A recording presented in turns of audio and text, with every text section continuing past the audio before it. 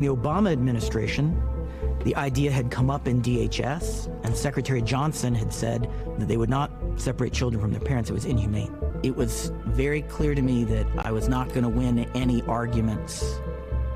I did say these policies would have the effect of overwhelming Office of Refugee Resettlement capacity. It would lead to a backup into Border Patrol, because I know that was something that had persuasive value. And the answer I got in the room was only at first, and then there'll be a deterrent effect. I took that back to my superiors at the Department of Health and Human Services.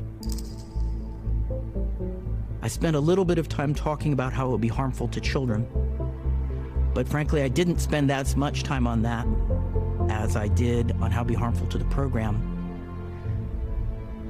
because harm to children was part of the point. They believed that it would terrify families into not coming. We're back. I wonder, Bill, if you can just talk about the asymmetry, right? There are drawbacks to these policies that at a humanity level, at an empathy level, are universally abhorrent. But there are policy aims that rely on that revulsion.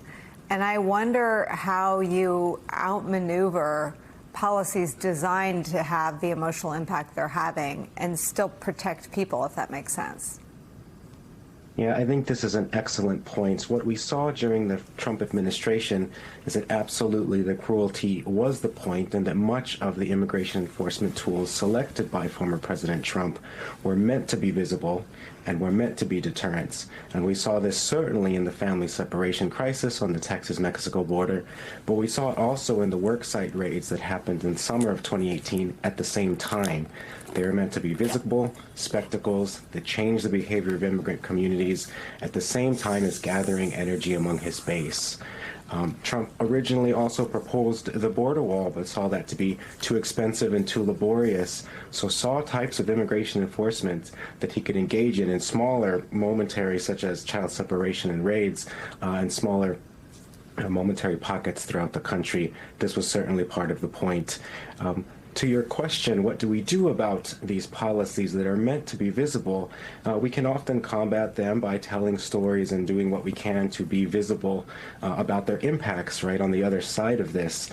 Jacob, of course, and Errol did a great job of this in their documentary, Separated, which shows the impact of these separations on the southern border. We also need to continue having these discussions, engage in our research that shows ultimately what the harms of this immigration enforcement is, both to individuals and families, but also across communities, regardless of race and regardless of immigration status.